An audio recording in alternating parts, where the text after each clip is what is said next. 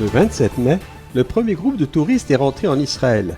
Les frontières du pays étaient fermées depuis plus d'un an en raison de la pandémie de coronavirus. La journée d'amitié et de soutien aux communautés religieuses de Terre Sainte s'est tenue à Abu Ghosh. L'achat d'objets artisanaux a été une occasion de solidarité envers les congrégations présentes dans le pays, mises à mal par la longue absence de pèlerins due à la pandémie. Dans les écoles Terra Sancta de Jérusalem et de Bethléem, des diplômes de baccalauréat ont été remis aux élèves qui ont terminé leurs études secondaires. Le deuxième concours Apôtres de la Palestine s'est achevé le 7 juin à l'école Terra Sancta de Bethléem. L'objectif de cette initiative est d'initier les jeunes chrétiens du pays de Jésus à la Bible. Depuis le site du Calvaire, une étude approfondie du côté ouvert de Jésus, d'où ont coulé le sang et l'eau, en compagnie de Frédéric Mans du Studium Biblicum Franciscanum de la Custodie de Terre Sainte.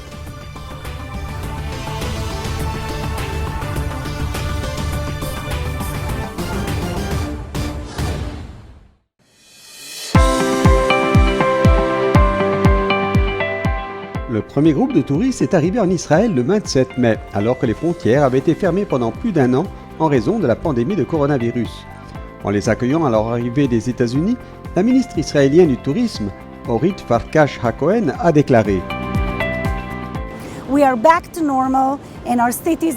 Nous avons repris une vie normale. Nos villes sont animées, tout est ouvert en Israël. Restaurants, hôtels, concerts, plages, marchés, stations balnéaires, stades de sport. Tous ouverts et en pleine sécurité. »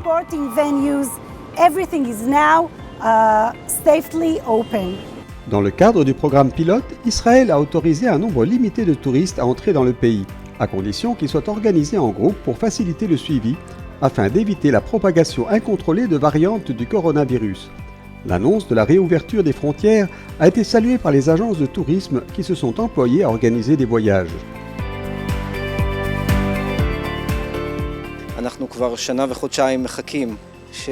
Nous avons attendu 1 an et 2 mois pour ouvrir le secteur du tourisme de l'extérieur et nous avons été très satisfaits du début du programme pilote. 1 minute pour s'inscrire et après 9 minutes, la liste était fermée. Ce fut un grand succès et nous sommes honorés d'accueillir le premier groupe de touristes. Enfin, il sera possible de visiter la Terre Sainte. Nous avons vraiment apprécié ce que nous avons vu. Tout était ouvert, sûr et merveilleux. Nous sommes si heureux d'être de retour ici. Nous avons maintenant l'occasion d'entrer dans la basilique du Saint-Sépulcre et de nous concentrer sur le fait que Dieu a fait des choses étonnantes pour nous sur le lieu de la résurrection. Les préparatifs pour accueillir davantage de touristes et de pèlerins se poursuivent. Nous demandons aux touristes qui veulent venir de se faire vacciner et de faire un prélèvement de type PCR. Nous avons également décidé d'étendre le programme pilote en coordination avec le ministère du Tourisme pour accueillir prochainement 1 millier de touristes.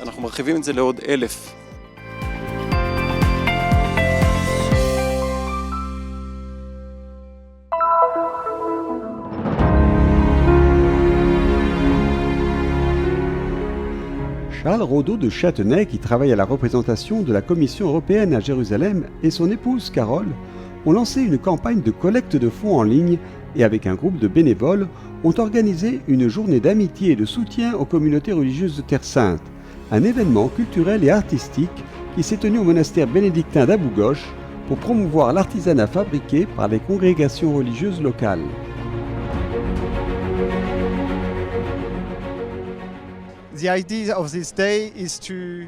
L'idée de cette journée est de réunir les différents groupes religieux qui ont été durement touchés par la crise du Covid-19, surtout financièrement, puisque depuis des mois, ils ne peuvent compter sur aucune ressource de la part des touristes auxquels ils vendaient leurs produits.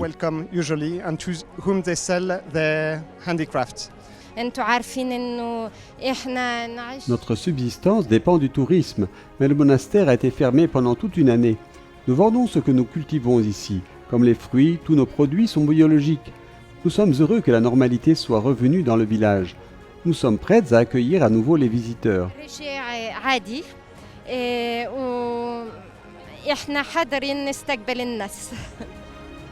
Les personnes qui se sont jointes à cette initiative ont pu acheter des confitures, du savon, du miel, de l'huile d'olive, des dessins et de nombreux autres produits fabriqués par les 12 groupes exposants qui étaient là. Nous sommes venus ici pour être solidaires de la communauté chrétienne locale. Nous avons acheté quelques cadeaux pour aider ces personnes qui sont en difficulté à cause de la pandémie de coronavirus, vu le manque de touristes et de pèlerins. La campagne de collecte de fonds a été soutenue par le patriarcat latin de Jérusalem et le consulat général de France à Jérusalem.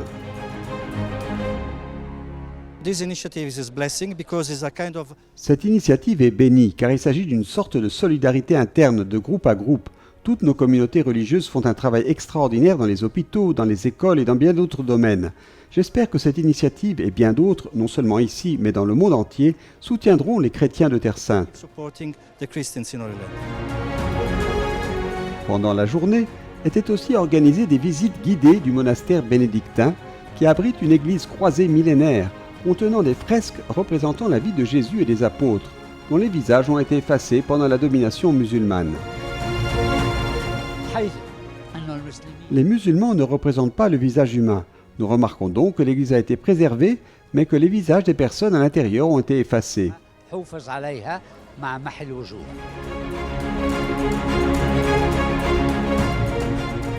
Le temps d'une journée, le sanctuaire a été la destination d'un flux interne de touristes et Charles Rodeau de Châtenay a exprimé l'espoir que d'autres initiatives de ce type soient organisées à l'avenir, ajoutant que les groupes chrétiens pouvaient être aussi soutenus sur les sites internet.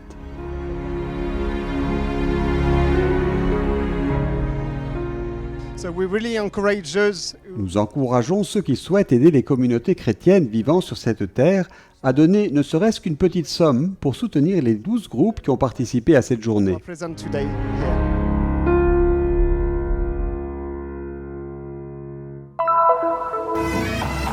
Grâce à l'étude, à la détermination et à la foi, les diplômés des écoles Terra Sancta de Jérusalem et de Bethléem sont parvenus à dépasser le coronavirus et l'isolement et à terminer leur dernière année de lycée de manière régulière, obtenant ainsi leur diplôme d'études secondaires.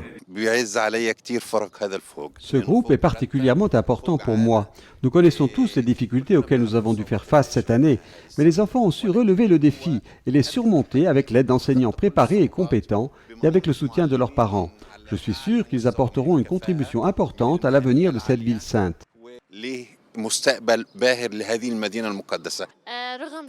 Nous avons réussi à obtenir ces résultats malgré la pandémie de coronavirus, grâce à tous les enseignants et au Père Ibrahim.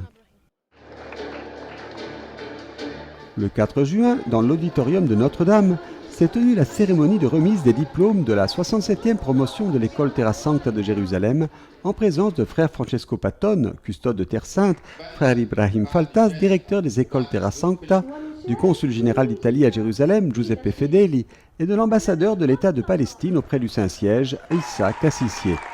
Étaient également présents le professeur Maurizio Oliviero, recteur de l'Université italienne de Pérouse, Joseph Hasboun, directeur régional de la mission pontificale de Jérusalem, et la directrice de l'école primaire, sœur Farida Nasser, ainsi que les enseignants et les familles des diplômés.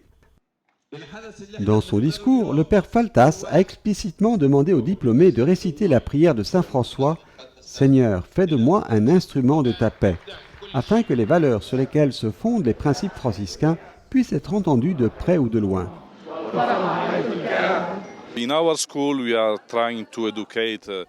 Dans nos écoles, nous essayons d'éduquer les chrétiens et les musulmans à vivre ensemble, comme le dit le pape dans son encyclique « Tous frères » et dans le document d'Abu Dhabi, afin qu'ils puissent travailler ensemble pour construire la fraternité dans le monde et contribuer à la paix. Les élèves ont présenté un essai de fin d'année agrémenté de moments musicaux, de chansons et de poèmes, et ont remercié leurs parents et ceux qui les ont accompagnés dans ce voyage. Je remercie mon école parce qu'elle m'a préparé à l'université et parce qu'elle me permet de construire mon avenir. Grâce à elle, je vais commencer des études dans le domaine de la programmation et de la technologie. Ce sont les jeunes de Jérusalem, les jeunes de la porte de Jaffa et de la porte de Damas, les jeunes de la ville sainte, les jeunes de la custodie de Terre Sainte, qui travaillent dans ces lieux depuis 800 ans et qui a toujours fait l'impossible pour préserver les personnes et les pierres de ces lieux saints. Le lendemain, à l'école Terra Sancta de Bethléem, une ville qui a été nommée capitale de la culture arabe, 82 élèves ont reçu leur diplôme d'études secondaires. Étaient également présents le père Jamal Khader, directeur général des écoles du patriarcat latin, et des représentants d'institutions civiles, dont le préfet du gouvernorat de Bethléem, le général Kamel Hamid.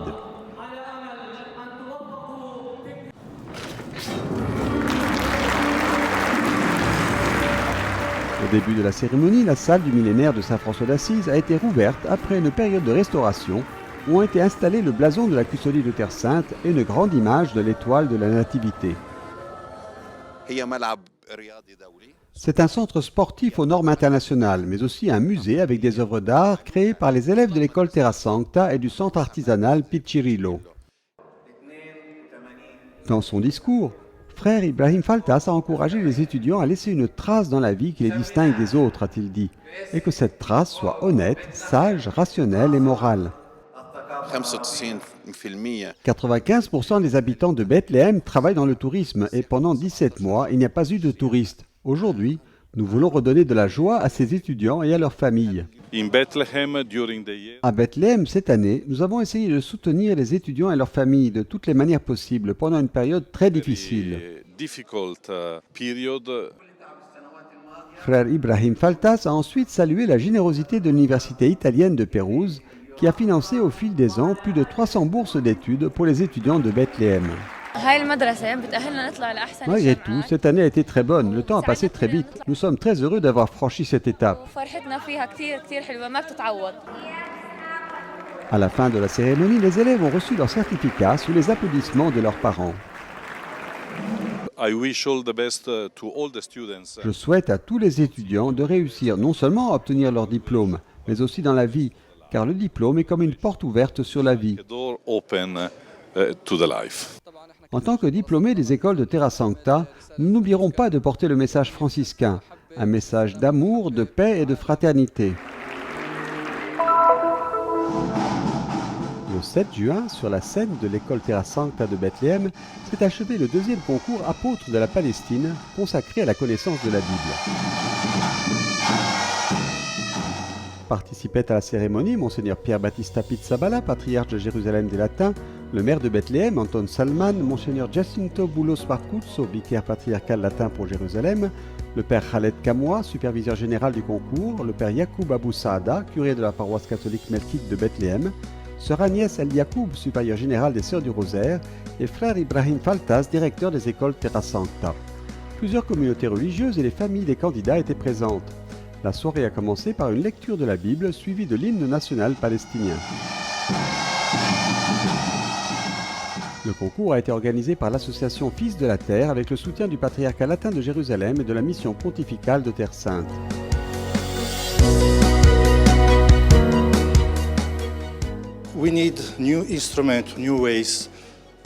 Nous avons besoin de nouveaux moyens pour enseigner à nos enfants les fondements de notre foi qui se trouvent dans la Bible. C'est une façon moderne de les intégrer à ce qui constitue leur identité.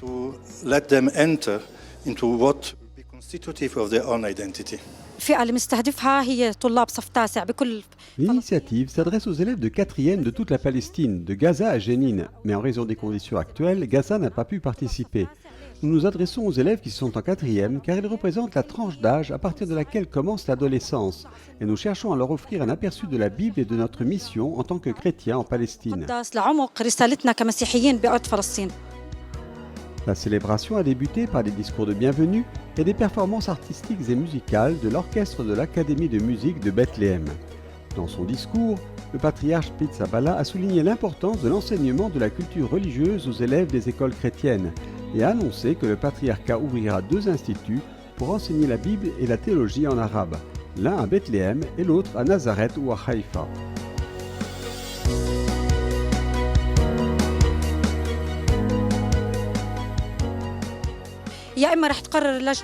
La valeur du prix sera déterminée par le comité organisateur en fonction des conditions économiques des concurrents. Un pèlerinage en Italie avec une visite du Vatican et une rencontre avec le pape ou un prix en espèces. Lors de la phase finale de la compétition, 10 concurrents se sont disputés les 3 premières places pour lesquelles des prix étaient prévus.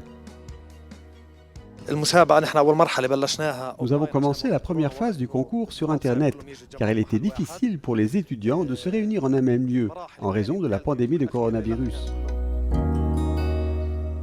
Mais les 10 finalistes ont tous reçu un prix de 100 $ pour avoir atteint la 4e et dernière étape du concours. La dernière épreuve s'est déroulée sur ordinateur, sans que les questions posées aux élèves et les bonnes réponses soient annoncées au public présent. Le jury était composé de prêtres et de laïcs spécialistes de la Bible, ainsi que des sœurs de la congrégation du Rosaire. À la fin, sous les applaudissements des personnes présentes, les noms des 3 gagnants ont été annoncés. Katia Ratas, Laurine Khouri et Wassim Salibi.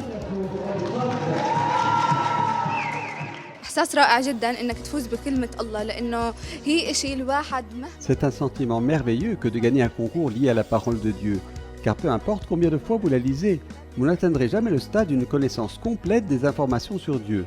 Chaque fois que vous ouvrez la Bible, vous trouvez un nouveau message et de nouvelles informations, ce qui amène un nouvel esprit en nous. Je souhaite à tous les étudiants de l'année prochaine de participer à ce concours, car c'est un concours merveilleux. La première année, nous avions 200 étudiants. Cette année, nous en avons eu 400. Cela indique que nous annonçons vraiment l'Évangile à de nombreuses personnes.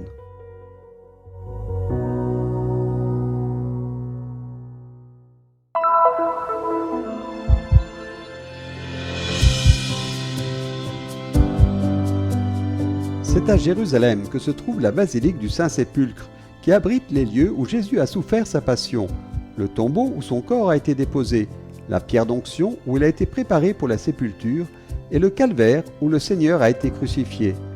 Même son cœur n'a pas été épargné. Dans ce lieu saint, le cœur de Jésus a battu pour la dernière fois.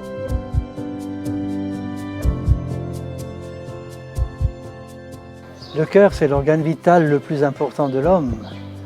Dans la Bible, le cœur n'est pas simplement le symbole de l'amour, c'est le cœur qui pense, c'est le cœur qui décide, qui écoute. Ben Sira, le sage, dit « Le Seigneur t'a créé avec un cœur pour penser ». Et le commandement le plus important, c'est d'aimer Dieu de tout son cœur, de toute son âme. Jean, l'évangéliste, raconte en détail cette grande preuve de l'amour et de la miséricorde de Jésus en déclarant « Quand ils arrivèrent à Jésus, voyant qu'il était déjà mort, ils ne lui brisèrent pas les jambes, mais un des soldats, avec sa lance, lui perça le côté. Et aussitôt, il en sortit du sang et de l'eau. » Et Jésus aussi a un cœur. Et c'est la fête du Sacré-Cœur qui justement célèbre l'amour de Dieu pour les hommes. Dieu a tellement aimé le monde qu'il a envoyé son Fils. Or, du côté du Christ, c'est l'eau et le sang qui ont jailli lorsque le soldat a transpercé le côté du Christ. Qu'est-ce que cela signifie ? Il faut nous rappeler la scène du paradis. Lorsque Dieu a créé Adam, Adam s'est endormi et Dieu lui a ouvert le côté et il a sorti une côte pour former Ève. Donc du côté du Christ qui est ouvert, c'est l'Église qui naît, c'est la nouvelle Ève qui naît. Et c'est elle qui, par les sacrements, par l'eau et le sang, va régénérer le monde. Première interprétation. Deuxième interprétation, au chapitre 47 du livre d'Ézéchiel. Ézéchiel voit un temple nouveau. Et en dessous du temple, il y a de l'eau qui jaillit. Jésus est le nouveau temple. Et de son côté, il y a la source d'eau vive qui jaillit et qui va vers la mer morte, qui rendra les eaux salées de la mer morte potables. Et il y aura des petits poissons. Les petits poissons, ce sont les chrétiens qui doivent vivre dans l'eau, qui doivent se rappeler l'eau de leur baptême. Un poisson qui est en dehors de l'eau, il meurt. Organe essentiel à la vie, très cité dans la parole de Dieu, il peut signifier la soif intime de l'être humain. Pensée, mémoire, sentiment et décision. La Bible parle presque 1000 fois du cœur de l'homme et du cœur de Dieu.